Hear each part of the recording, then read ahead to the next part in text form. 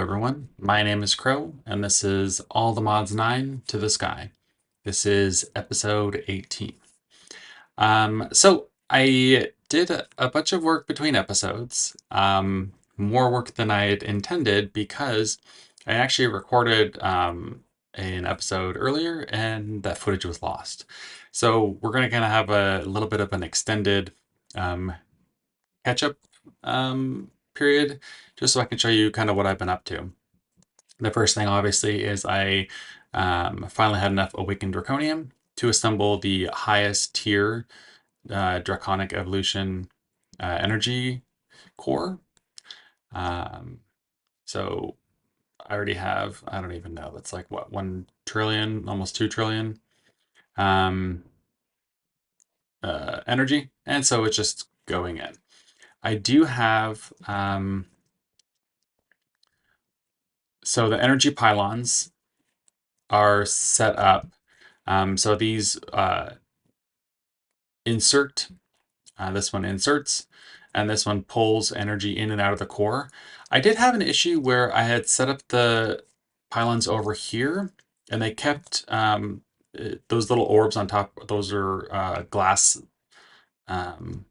blocks that need to be inserted, like this right here. It's actually a glass block. And those, I had an issue where they kept turning back into glass blocks, and then the power would shut off. And I think that the problem was because I had them over here, they were within like the bounding box of the sphere. And so they kept basically reverting back to their block form. But I haven't had the issue since I turned them back into the, moved them down a little bit. I do have flux networks. I'm not using them for really power distribution. I'm really only using them to insert and pull out directly out of the core. And so I have 2 different networks. I have a generators network and then a power network.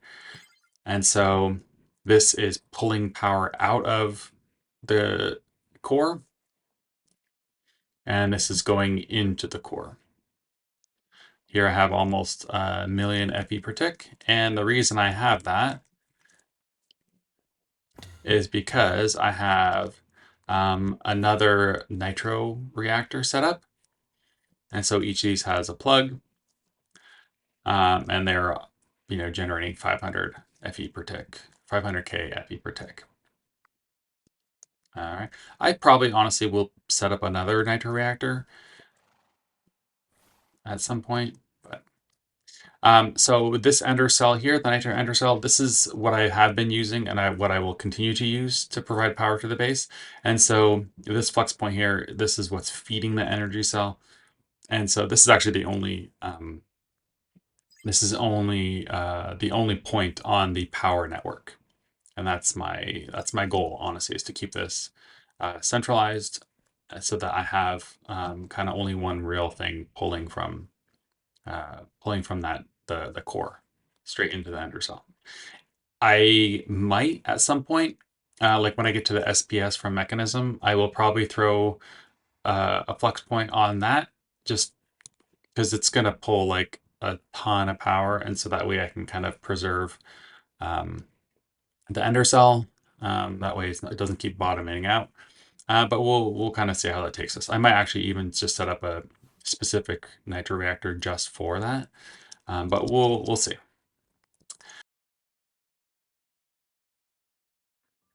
Okay, another thing that we worked on is I worked to amp up my coal production.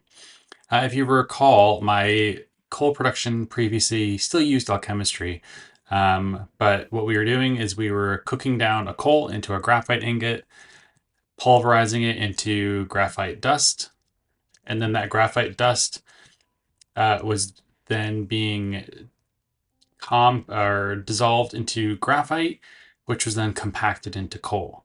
And because of that, what was happening is I was taking 1 coal, and after running it through all the machines, I believe it turned into 3 coal. So there was a clear gain to the coal.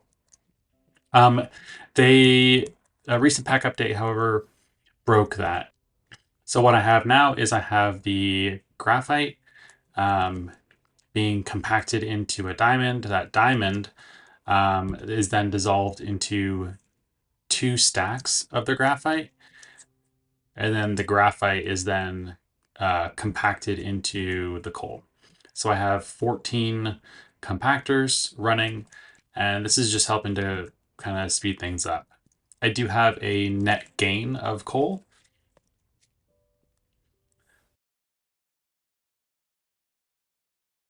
So yeah, this is just gonna kind of continue to function. I don't know how many coal I'm gonna need, but I think if I was looking, I do need it's something like 100,000 or something like that for a part of the Aldermont Star. So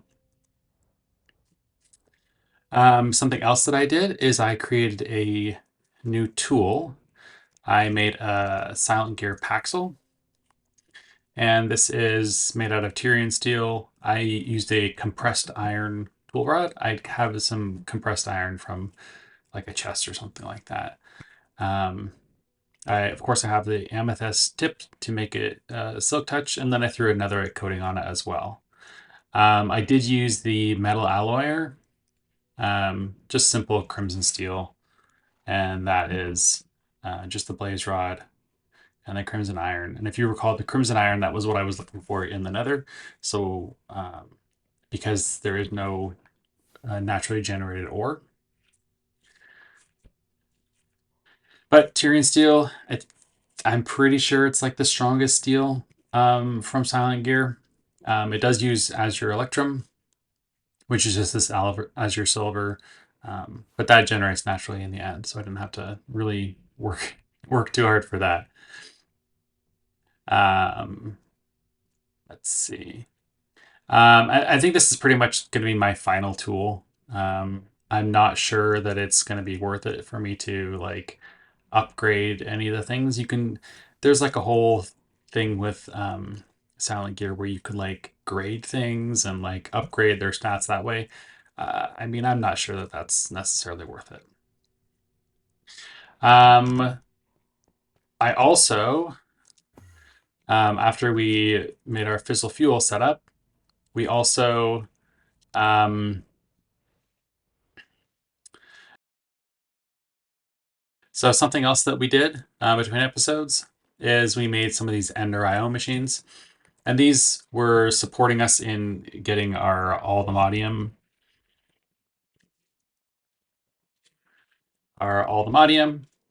which we made in an energizing orb with all these different things, and most of these are just crafting recipes.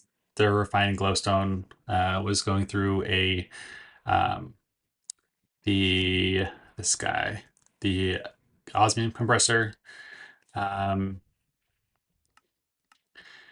the Diorum soul infusing ingots and the flux infusing ingots were just crafting recipes, and then energetic alloy, that was the using the alloy through the Ender I also, because I had the Aldemodium, then I was able to make vibranium just with insanium, some of the essences from Ars Nouveau that we'd done before, and then a couple buckets of life from Blood Magic.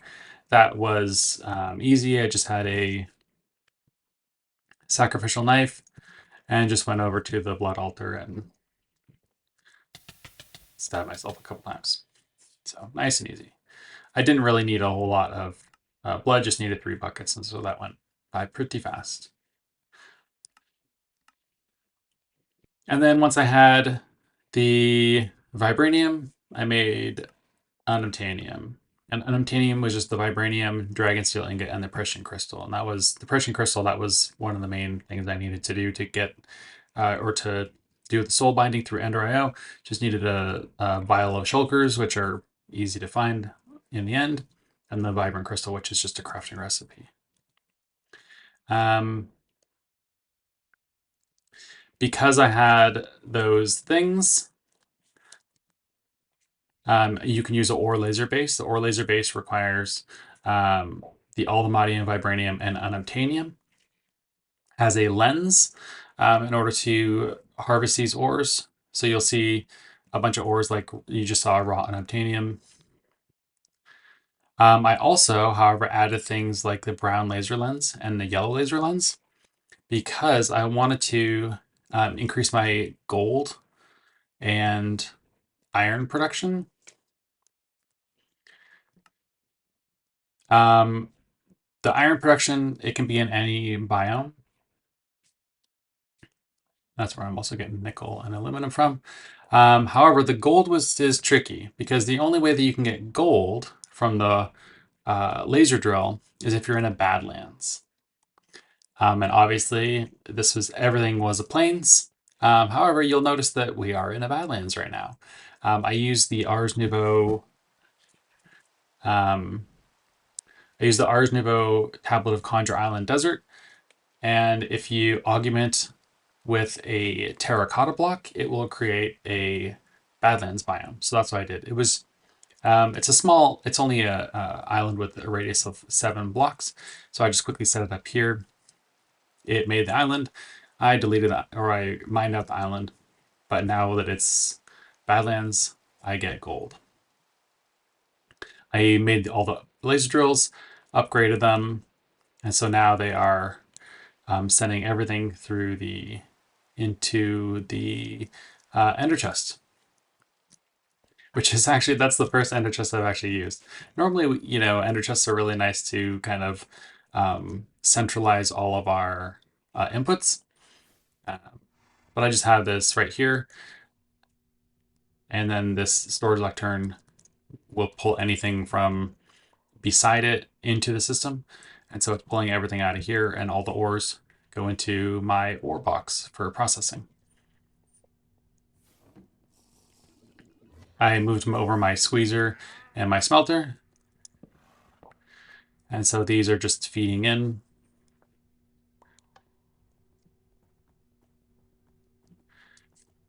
Just feeding it through here. And then it is pushing down into the interface so that the ME system can get a hold of it.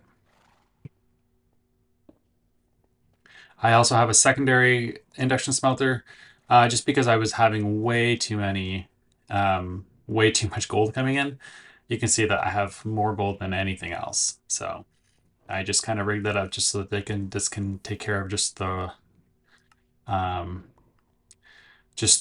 ores. And that way I'm feeding in, this is feeding in up here from all the ores that are being squeezed. And then this is being fed all the raw stuff. So that way they're not kind of doing double duties. I also created another, I don't know if I showed this, but I'm sieving red sand and regular sand. Regular sand I'm sieving specifically because I need a bunch of the Certus quartz. I looked at another one of the pieces of the Aldemont star, and I'm just going to need a whole lot more Certus quartz.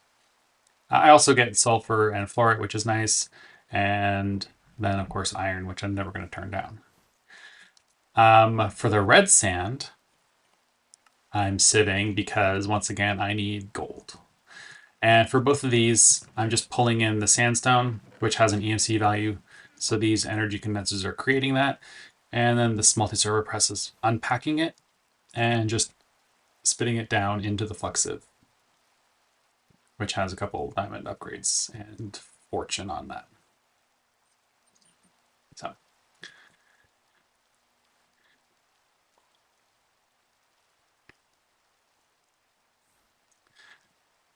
All right. And let's see. What else do we have going on? Let's take a nap here real quick.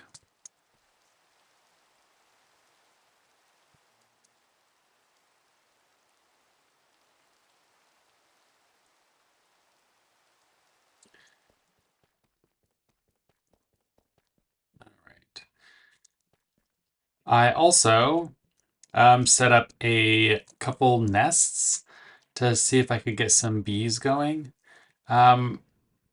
And I use the vanilla mechanic, which is if you plant birches or oak, and then bone meal them, or in this case, twerken them near flowers, they will grow up and have a chance of making bee hives appear. But I got the productive bee beehives. I didn't get the vanilla beehives, which is kind of annoying. Because it wouldn't let me, you can't harvest, like these guys don't actually create honey, so I can't harvest honey from them, which is annoying. So what I did is I used alchemistry, and I did this with science. I took sucrose and triglyceride together in a combiner and made some honeycomb. And I got the sucrose from dissolving, I think it was cactus. Yes, because I got like 32K cactus. So I got sucrose from the cactus and triglycerides from the, what was it, wool?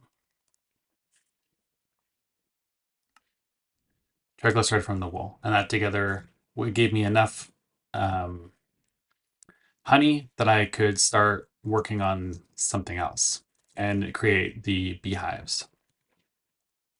I made an obsidian nest.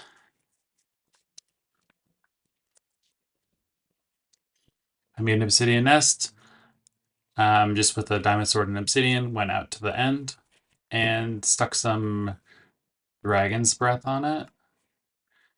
An obsidian nest which made some draconic bees, took them back here and threw them inside here. It does have a simulator upgrade, and so these guys won't actually leave the nest.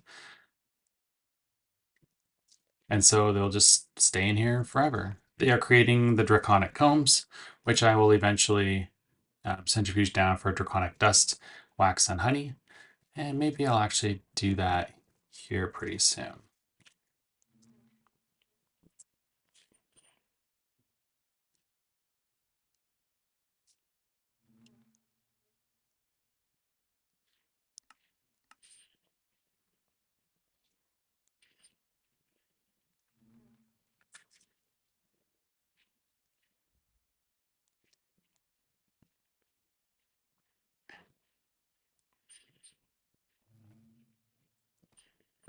I don't actually know if I can pull this out.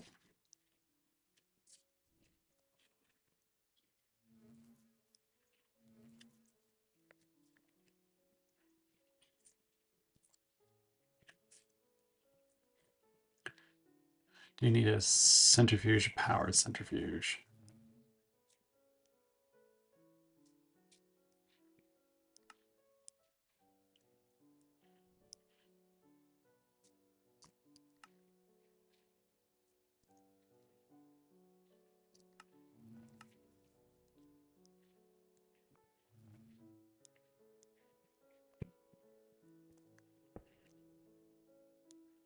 Okay, so I'm going to pull from the west. And then I'm going to push to the south.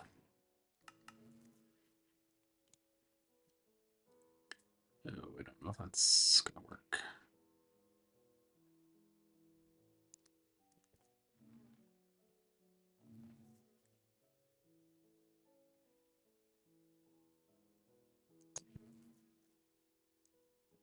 Right, that's south.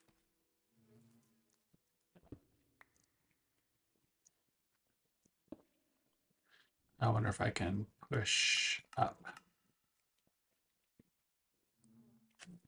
Or maybe I just need a gate.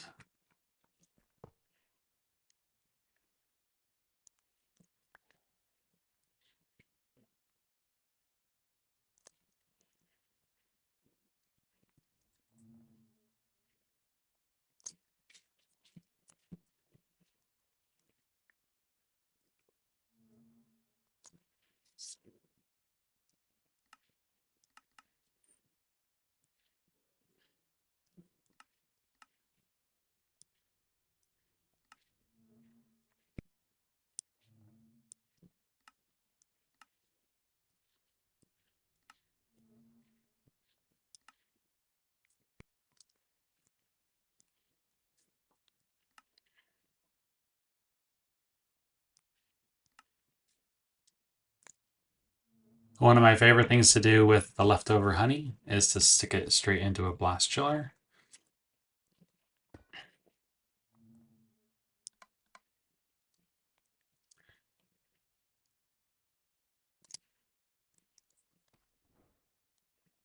And that way it'll collect.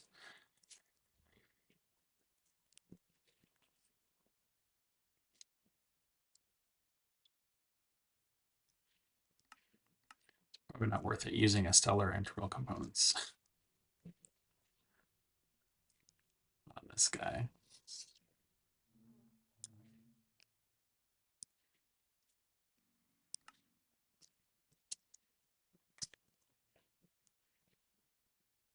That way it'll carry up to 32 buckets.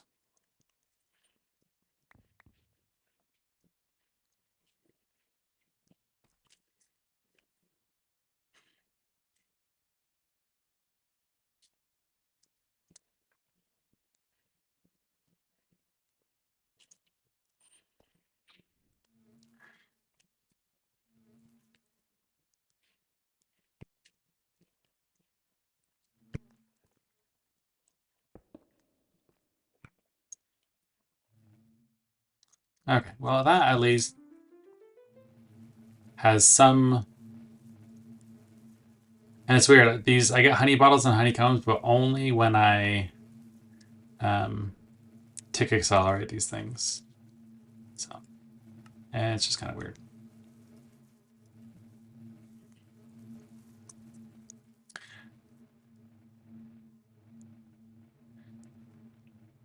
Okay, so that's bees. I will need a lot of the draconic chunks because I need at least one to make an inactive dragon egg for the dragon soul. But the problem is the chaos fragments. I don't know. I'll have to do some math to figure out exactly how many chaos fragments I'm going to need to make this thing because I need at least one chaotic core. I only need 2 draconic tier for that. Yeah. It just depends on how many I need because if I need to, the only way to make them is with the tiny chaos fragments. And the only way to make those is to centrifuge down the chaos comb from the chaos bee. But that's a whole nother thing. So I'll just have this producing in kind of in the background, and we'll revisit once I have a fair amount of the draconic dust. Let's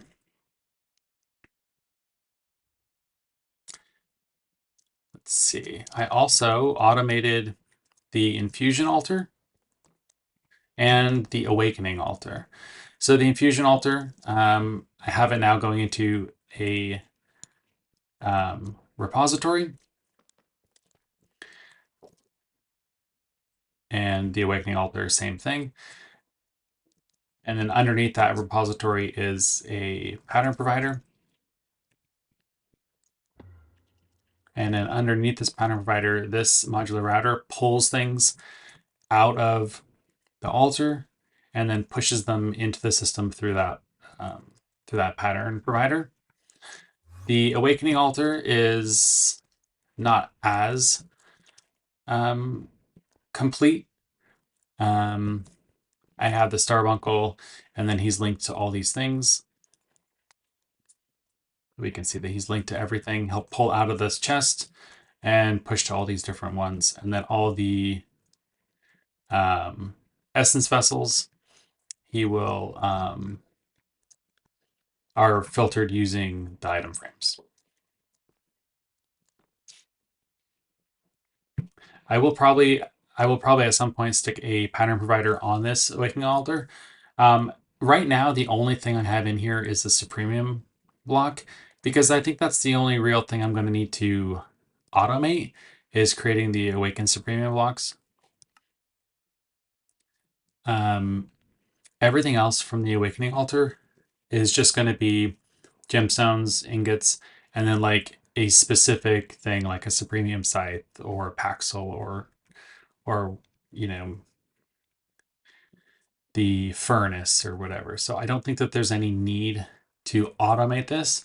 I can just basically automate all this stuff here. The Starbuncle will distribute them, and then I'll just go up there and click in the Supremium furnace. I don't. That is going to happen infrequently enough that I don't mind doing that individually. And that also will allow me to use the same pattern for like the shovel and the sword and the furnace because it's all 40, 40, 40. Same with anything else. So that way I don't have to make like a specific pattern for every single one.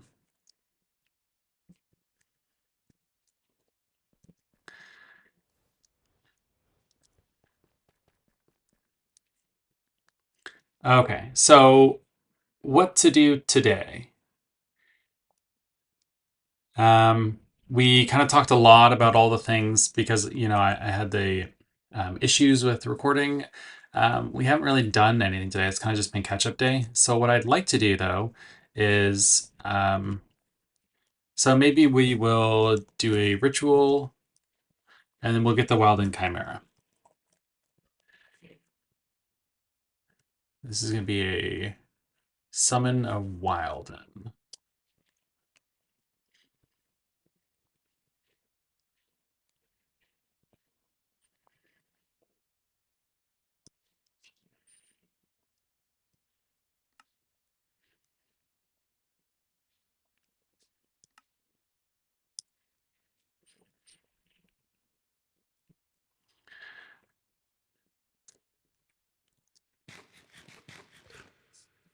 Okay. So I'm not really sure if how this is gonna go. I don't have great defenses by any means. I don't have um I have a good sword, a pretty okay sword. I have my wand that will do a fair amount of damage as well.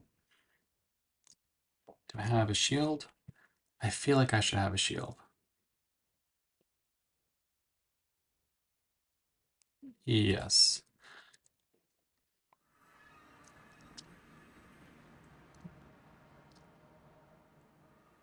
Oh, hello. And what I'm going to do is I'm going to summon him over here because he does break things.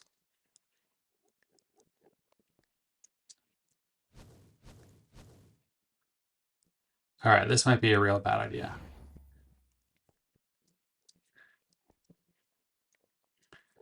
But I feel like I'll be okay just if for no other reason than I can fly.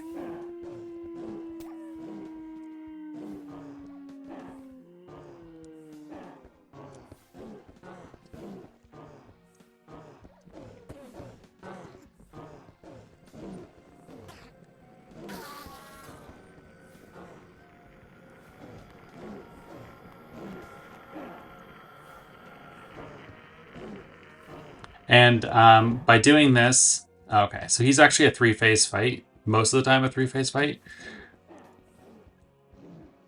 You'll notice he now has horns, which I think means he does like a charge attack. Okay. Oh, okay. And this means he's shooting things. I think the spines do something to me, like drain mana or poison or something like that. I'm not sure.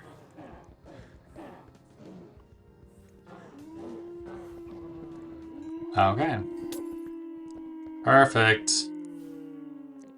Okay, well that was not so bad. The whole flight was definitely the best way to go about this.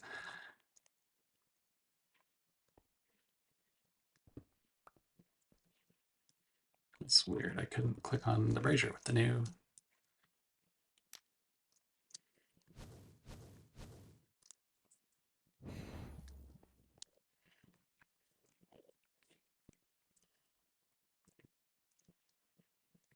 Okay, one more time.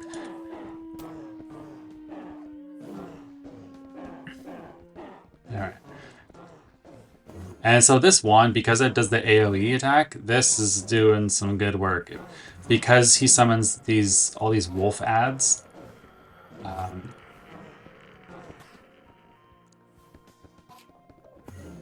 Okay, so he's doing the spike thing again. I don't think he's taking damage during this phase.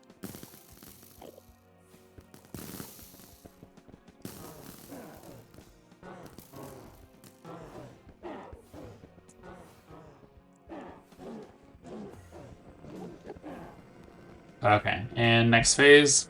If he gets wings, okay, so so the wings is the most dangerous phase, if you get it, because then he like jumps up and he breaks blocks when he comes down as like a suicide type of situation. All right, there we go. Not bad, not bad. Okay.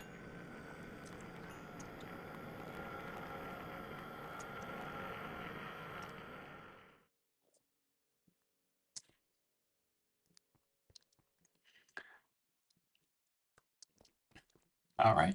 And that's the Wild and Chimera fight. It is a little bit easier to do because I had the flight.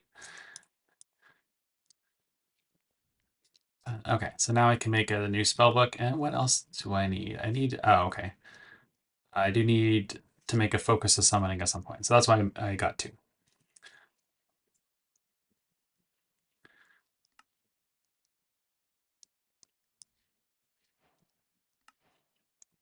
All right.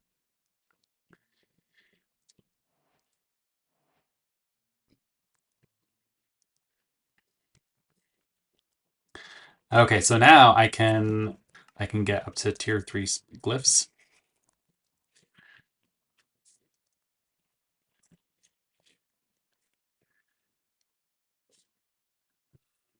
Like I can do the glyph of wither, or blink is one of my favorites. Where's blink? I'll have to do that one.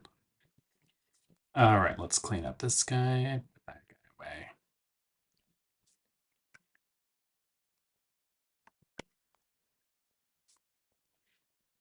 All right, well, thanks for watching. When we come back next time, we'll keep working on the pack and getting closer and closer to the Ultimate Star. If you have any tips or tricks or any comments, go ahead and leave them down below. I'll read them. And I think that's everything. All right, take care.